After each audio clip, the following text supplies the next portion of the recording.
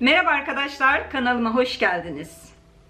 Ben yoğun bir hafta geçirdim. Yoğun bir haftayı geride bıraktım. Çünkü yoğun bir şekilde çalıştım. Fakat benim videolarım size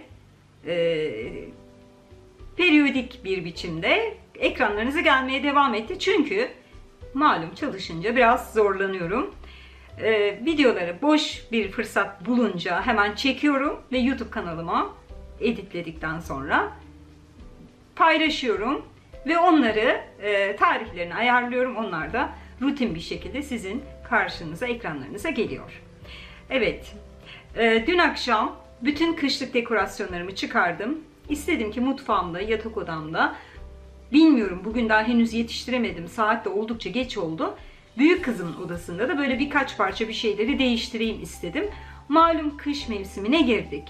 Dolayısıyla kış mevsiminde evi biraz böyle kışa göre hazırlamayı seviyorum ben. Ne kadar çok dekorasyon ne kadar çok sevdiğimi eminim ki anlamışsınızdır.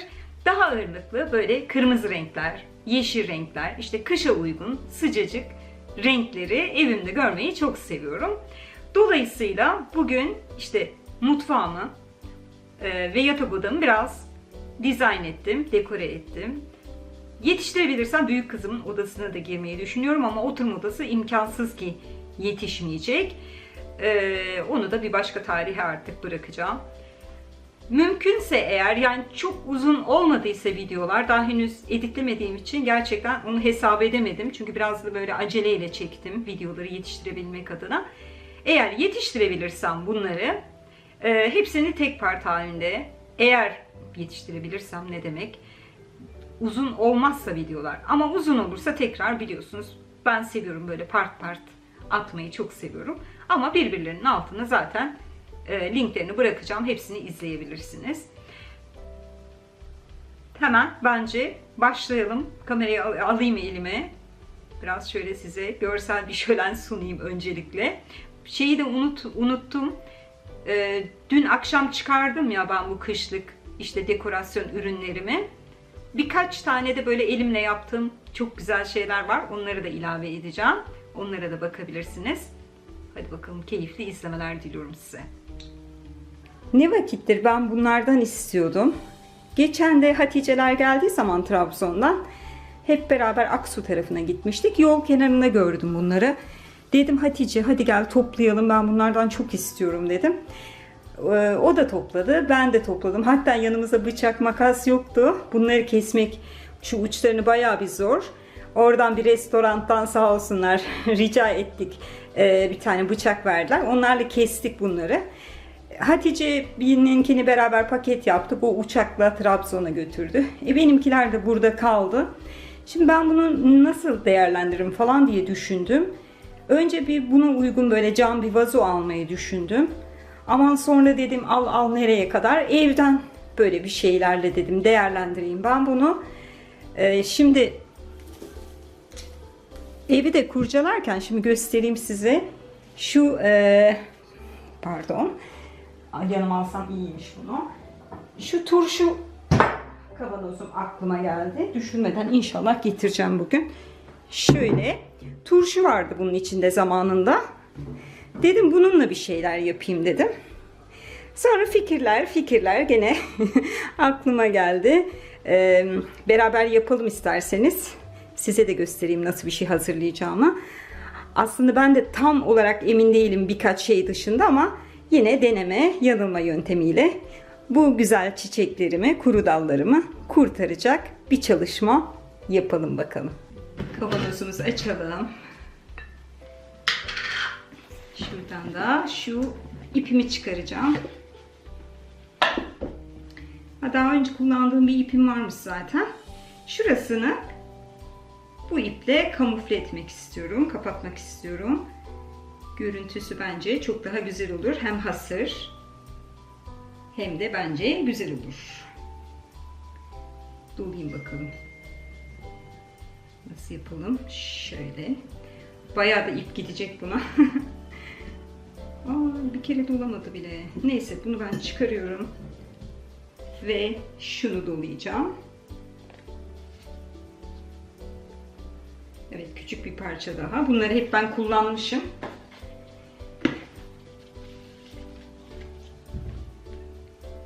Şöyle dolamaya başlayayım bakalım. Hasır candır ya. Hasır her zaman gerçekten güzel olur. Nasıl yapacaklasam bilemedim. Şöyle tutalım. Şöyle dolayayım. Bir kalın halatlardan olsaydı çok güzel olurdu aslında ama kalın halatım yok. Bunun nereden alınacağını da bilmiyorum. Muhtemelen yapı marketlerde vardır ama şimdi onunla şunu sabitledikten sonra biraz daha kolay olacak. Şimdi onunla uğraşmayayım dedim. Evdeki malzemelerimden bir şeyler hazırlayayım. Bunu muhtemelen oturma odasında kullanacağım. Zaman zaman da yatak odama götürürüm. Mevsimine göre ama genelde benim evim tarz olarak buna çok uygun olduğu için yaz kış durma ihtimali de var.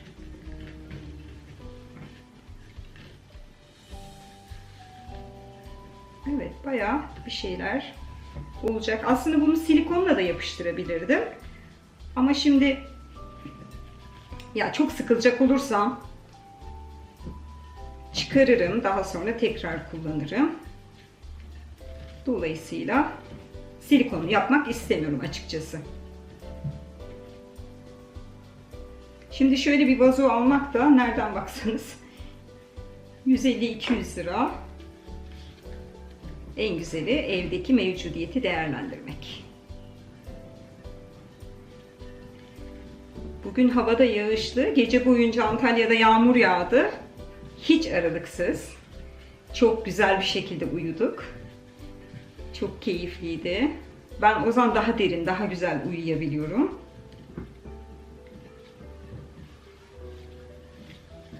Bence şu anda gayet yeterli oldu. Şuradan keseyim. Aslında bunun hemen camın şurada bir eki var. Bunu da o ekinden bağlayayım ben. Gözükmesin diyeceğim ama evet, getirebiliyorum ekini. Şöyle camın şurada bir çizgisi var, bakın aşağıya kadar uzanan. Şöyle bağlayayım ki orası arkaya gelsin, sonra rahatsız etmesin, gözü yormasın.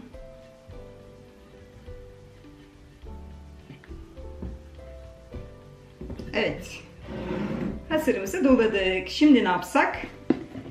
Şimdi iki tane fikrim var. Bir tanesi, biliyor musunuz, iki tarafında bunun eki varmış. Yani bunun yönü ya bu taraf olacak ya da arka taraf olacak. Ya bunu asacağım. Şöyle. Bu da çok uygun olabilir. Melekli. Ya da buraya şey keseceğim. Bir yıldız yapacağım. Acaba hangisi daha güzel olur? Düşünüyorum, kararımı veriyorum. Ondan sonra tekrar kamerayı açıyorum. Melekle şöyle yıldız yapacak olursam da şununla bir şablon yapmayı düşündüm. Hem yıldız hem bu olursa nasıl olur? Bence çok kötü olmaz. Bunu çıkarırsam bunu kullanırım. Bence hiç rahatsız etmeyecektir. Bunu ama buraya bantla yapıştırmayı düşünüyorum. Bandımı alıp geleyim. Ondan sonra yıldızı düşüneceğim. Şu bantlık var ya, o kadar işimi kolaylaştırıyor ki. Yani şu ufacık şey hayatımı kolaylaştırıyor. Bende hep şey sorunu var. Bant yapışır ve ben bir daha bantı çıkaramam. Her defasında inanılmaz sıkar beni. Size de böyle bir şey öneririm. Nereden aldım hatırlamıyorum ama 5-6 lira gibi bir fiyat almıştım. Onu hatırlıyorum. Bandımla şöyle içeriden meleğimi yapıştırdım. Tam ortalandı mı acaba şu çizgiyle? Evet, şurası tam ortası. Acaba böyle kalsa mı? Karar veremedim. Böyle mi kalsa? Yıldız kullanmasam mı bilemedim. Yıldız yapmaya karar verdim ve 3 tane yıldız yapmayı düşünüyorum. Şunu şöyle bir ileri iteyim. Şöyle şablonumda bu ahşap olacak. Şöyle. Şimdi mutfak turumu hatırlıyor musunuz? Benim kolonum vardı ve bu kolonu ben zaten birçok videomda görüyorsunuz. Bu folyo ile kaplamıştım. Bu folyo da artan folyo. Şimdi bununla 3 tane yıldız keseceğim. Aslında bir büyük parça daha vardı. Ama ona dokunmak istemedim. Onu da başka bir yerde kullanırım diye düşündüm. Şöyle size yaklaştırarak 3 adet şöyle şablonumu kullanarak yıldız çiziyorum. Evet, yıldızın bir tanesi hazır. Şöyle göstereyim size. Şimdi 2 tane daha kesiyorum ve yıldızlarımı yapıştıracağım. Önce sanırım ortası önemli. Bu biraz altta kalacak ama hiç sorun değil.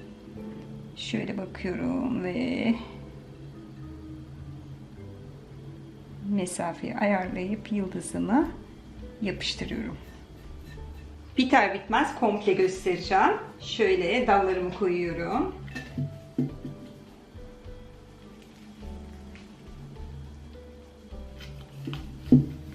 Hazır alsaydım bu vazo bu kadar güzel olmayacaktı. Şöyle biraz dökülüyor. Sanırım dökülmesi umarım ki geçer. Bayağı bir salladık biz bunu. Orada döktük fazlalığını.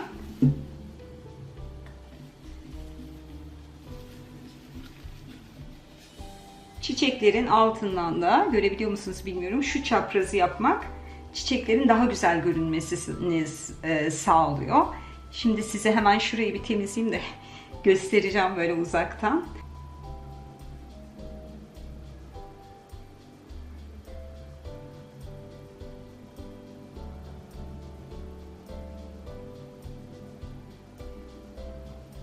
Burada 2 tane mumum var.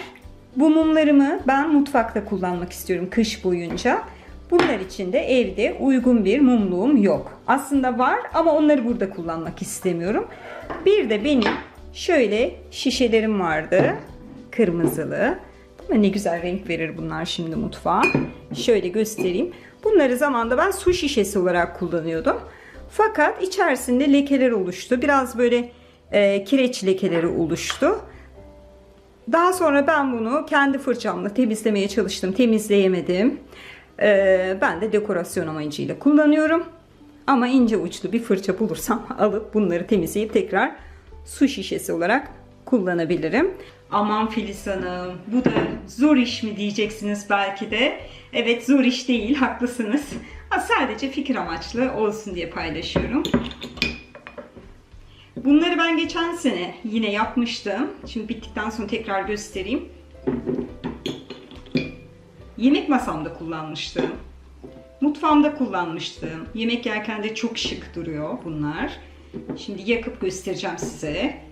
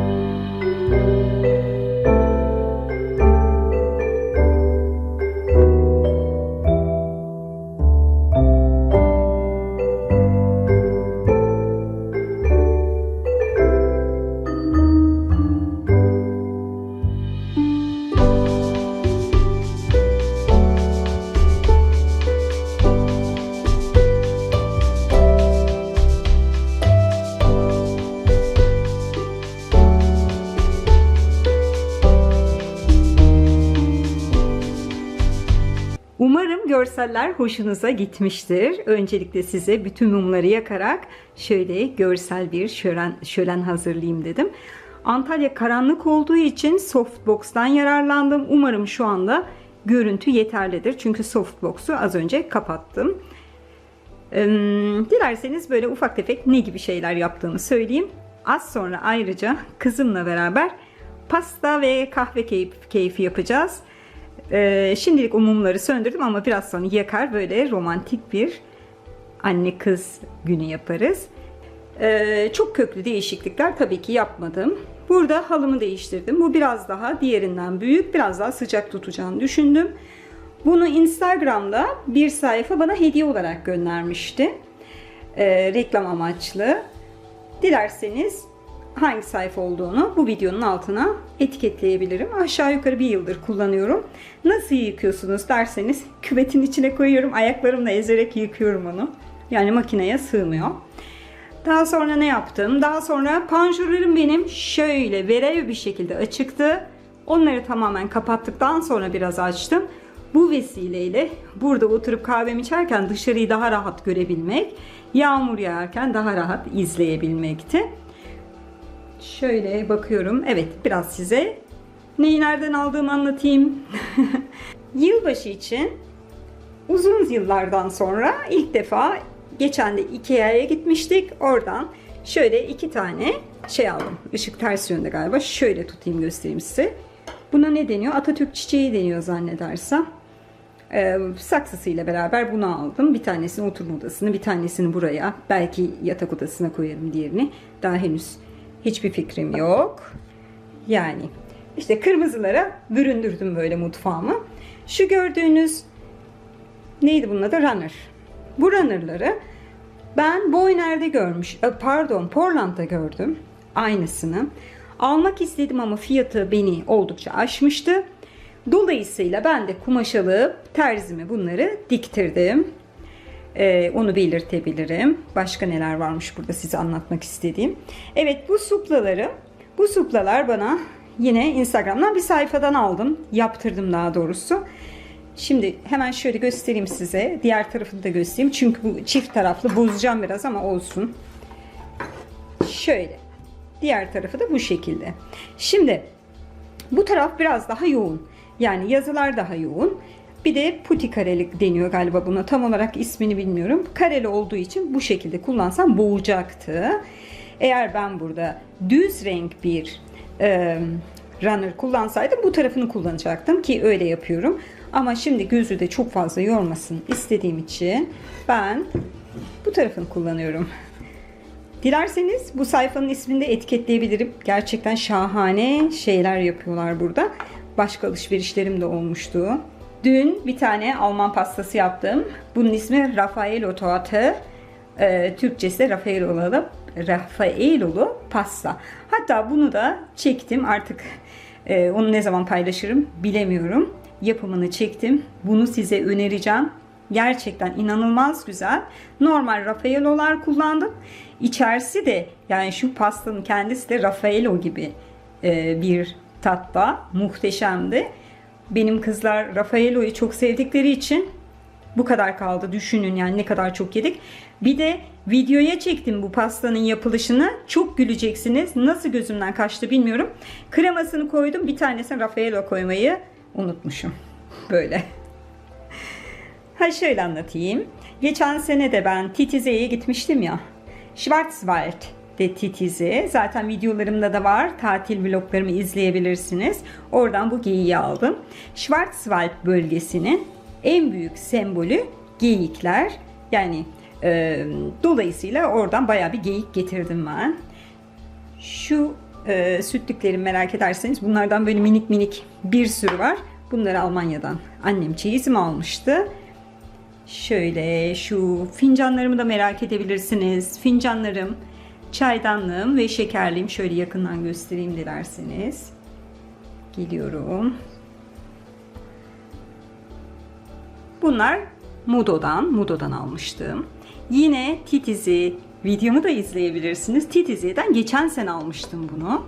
Yine böyle geyik motifli. Ben zaten bayılırım bunlara. Bu sunum Neydi bunlar? İşte pasta sunumlarımı da hatırlamıyorum nereden aldığımı. Yılbaşı ağacını çocuklar bana yalvara, yalvara, yalvara geçen sene aldırmayı başardılar. Almıyordum. Yine kırmızılarla evimi her sene dekore ediyordum yılbaşı döneminde.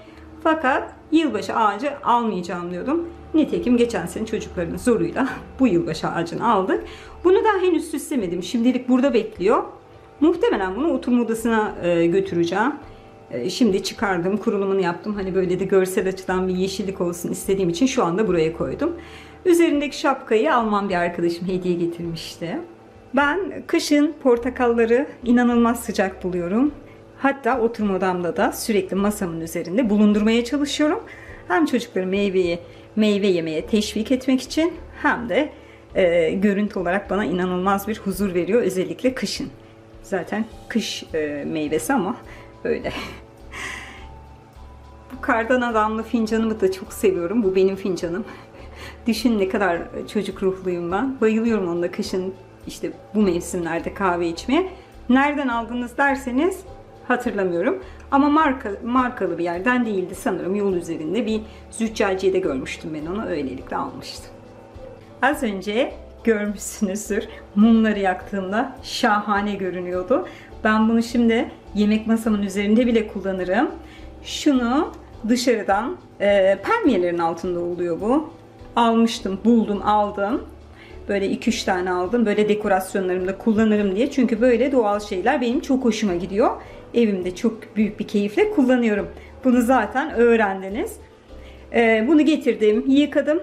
Ondan sonra işte böyle bu şekilde değerlendirdim bugün. Ama yemek masasında da kullanabilirim ben bunu. Çok şık duruyor. Tavsiye ederim. Burada Instagram'da çok sorulan seramik ayakkabımı görüyorsunuz. Bunu Ceren'in doğum gününde bir arkadaşı hediye almış. Çok şık değil mi?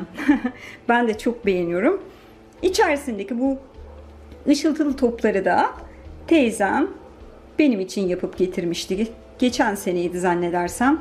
Yine Instagram'da çok soru alanlardan bir tanesi bu kitchen yazısı ahşapta.